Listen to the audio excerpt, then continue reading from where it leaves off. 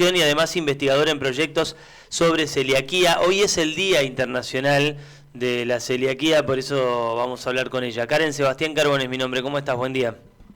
Hola, buenos días, ¿cómo estás? Muy bien. Bueno, lo primero que quiero preguntarte es cuán común es la celiaquía.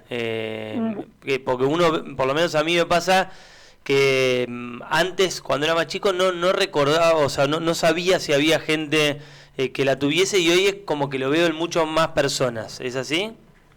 Sí, sí, mira, te cuento un poco. Bueno, hoy es el 5 de mayo, es el Día Internacional de la Celiaquía, como vos mencionaste, y bueno, que fue instituido para concientizar a la comunidad y promover, digamos, la búsqueda de soluciones para las personas afectadas.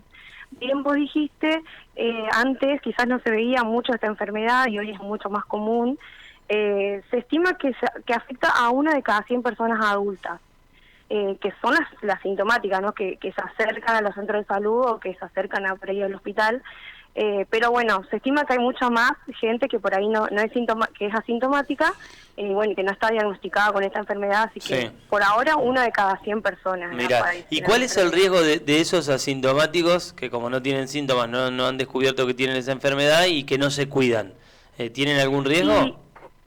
Sí, porque esta enfermedad en realidad lo que hace es afectar la mucosa del intestino delgado, entonces provoca que haya que no se absorban los nutrientes y a largo plazo una malnutrición.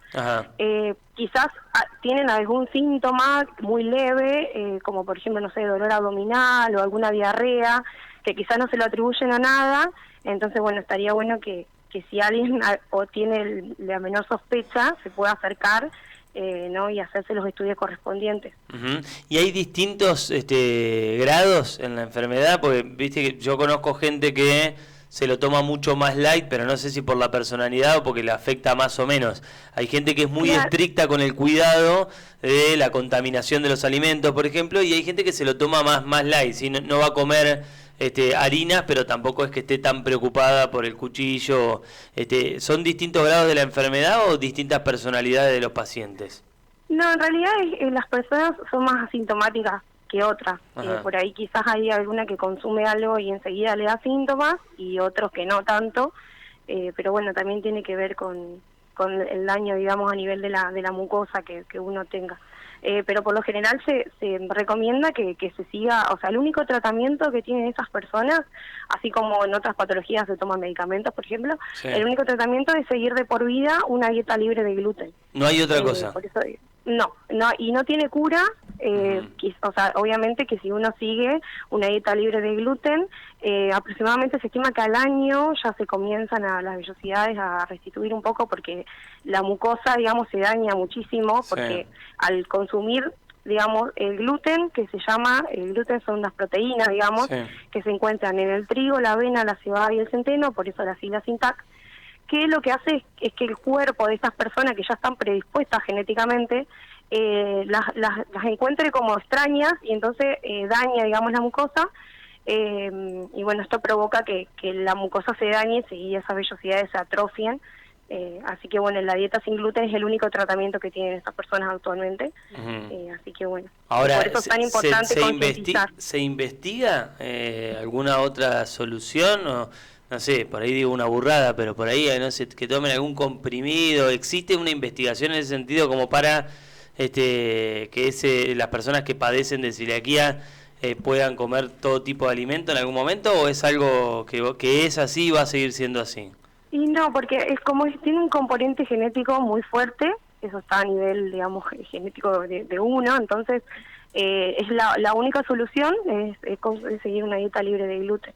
Que tampoco es tan difícil hoy en día, se ha avanzado muchísimo, más allá que falta, ¿no? Pero se ha avanzado muchísimo y bueno, hay muchos productos, incluso, bueno, les quería comentar que también celebrábamos que la semana pasada el gobierno nacional reglamentó la ley de enfermedad celíaca de 26.588, que plantea varios puntos.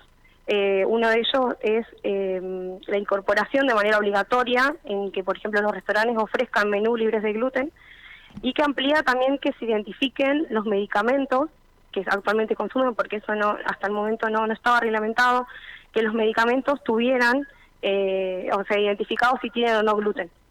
Y bueno, además que se amplió el listado oficial de la ANMAT, de los productos que también no contienen gluten, antes eran 1.400, ahora se amplió a 23.000.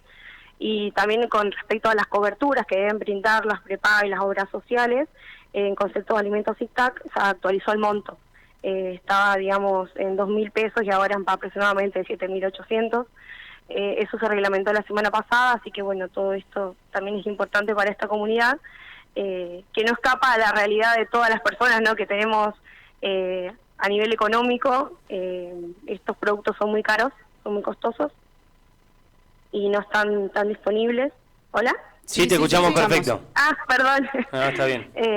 Así que bueno, también es importante destacar esto.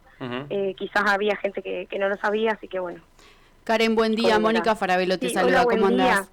Muy bien. Sí. Karen, justo te iba a preguntar sobre esto, el tema de los costos, porque conociendo personas que padecen de celiaquía, muchas veces dicen, bueno, ir al supermercado es complejo para todos, pero para ellos muchísimo más. ¿Por qué esta diferencia? Y en realidad tiene que ver también con la demanda, ¿no?, de esos productos. Son productos más caros, porque quizás no son tan demandados, o como la población, digamos, no es que va. La realidad es que ahora en góndola se ven mucho más de estos productos, quizás antes no. También es importante que los supermercados los separen. Hay supermercados que por ahí los tienen en góndolas diferentes. Eso también es importante, que estén separados de los otros productos. Pero sí, hay estudios y se sabe que estos productos son mucho más costosos.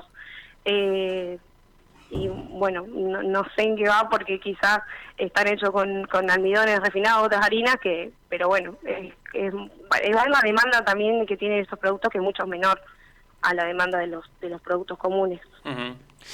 Hay manera, más allá de la cantidad, ¿van evolucionando? A ver, me ha pasado consumir algún producto para celíacos y que es como muy extraño el gusto. Digo, bueno, me imagino que la gente también se acostumbra a ese tipo de sabores y de texturas.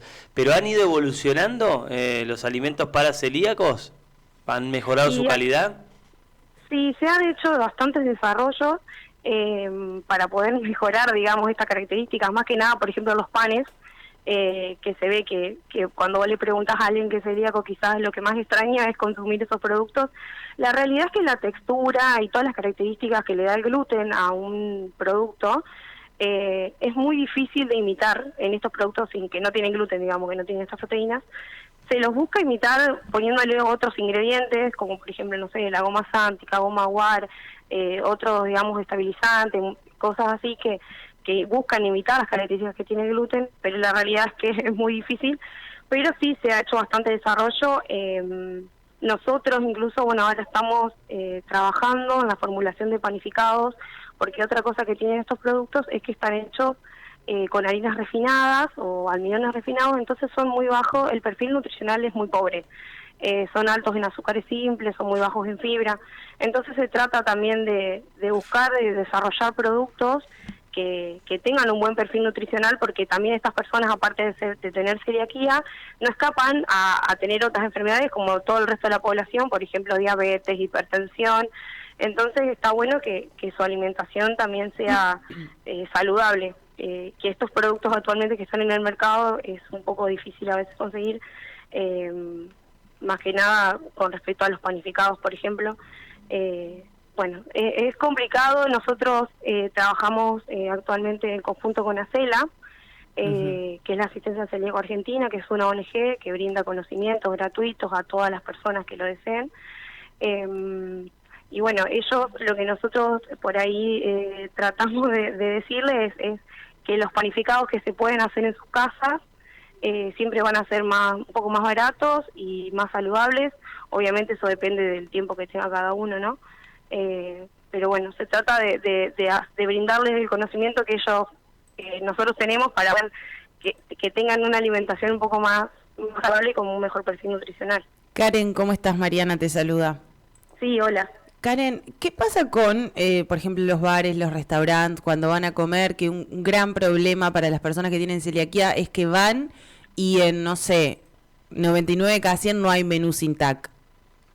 Bueno, esto es lo que mencionaba, que ahora como se reglamentó la ley, que es una ley que ya se había sancionado, es obligatorio en este momento el ofrecimiento, digamos, de menús libres de gluten en, por ejemplo, los restaurantes u otras instituciones.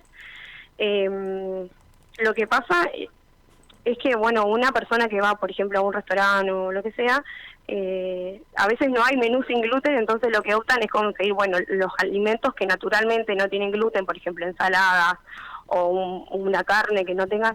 El problema es, en los restaurantes, es la contaminación cruzada, Claro. que es por ahí un problema muy común, el tema de usar los mismos utensilios, el horno, la heladera, entonces es complicado, pero bueno, ahora con esto que se reglamentó la ley lo van a tener que hacer, también, ¿no?, para empezar a ampliar los derechos de estas personas que bueno, tienen esta patología, y como dije, el único tratamiento es la dieta libre de gluten.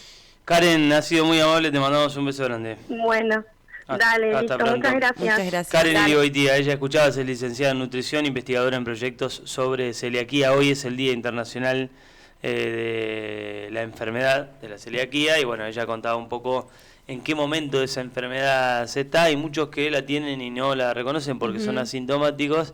Bueno, es importante que ante el menor síntoma, decía Karen, vayas a hacerte los estudios necesarios Y para poder determinarlo. No estamos exentos ninguno de nosotros que acá no somos celíacos de serlo algún día. O sea, se te puede despertar Sí, mirá. a los 50 años la celiaquía. Bueno, ojalá que no. A mí me pasó, a mí Cualquier no me cosa con pasó. la mía, sí. Yo tengo una prima que cuando tuvo un hijo, el hijo se le despertó súper chiquito, no sé, 2, 3 años. Fue re traumático porque no sabían Sí. lo que le pasaba. Esto fue hace más de 20 años, Sí. que casi ni se hablaba de celiaquía. Y sí, hace como 25 años fue. Y bueno, finalmente era celíaco y fue un aprender todo. No vendían productos para celíacos casi en ningún lado. Eso ha Tuvo que cambiado un empezar a montón. cocinar. Claro, Y la era cuestión económica no es algo menor también, porque realmente caro. sale totalmente mucho Sí. más caro. Sí. Sí. Bueno, la cantidad de productos eran mínimos. Y bueno, y el nene es celíaco desde muy chiquito. Sí. Y como 10 años después se le despertó a ella la Te celiaquía. tenés que acostumbrar aparte, Sí. ¿no? Aparte hay que aprender todo, esto que ella decía, por ejemplo, lo de la contaminación cruzada, cómo cocinás, las tablas, ¿no? Para picar las cosas, los cuchillos, la disposición de las cosas en la heladera, es un aprender absolutamente todo. Totalmente. Sí. 12 minutos para las 11 de la mañana en toda la República.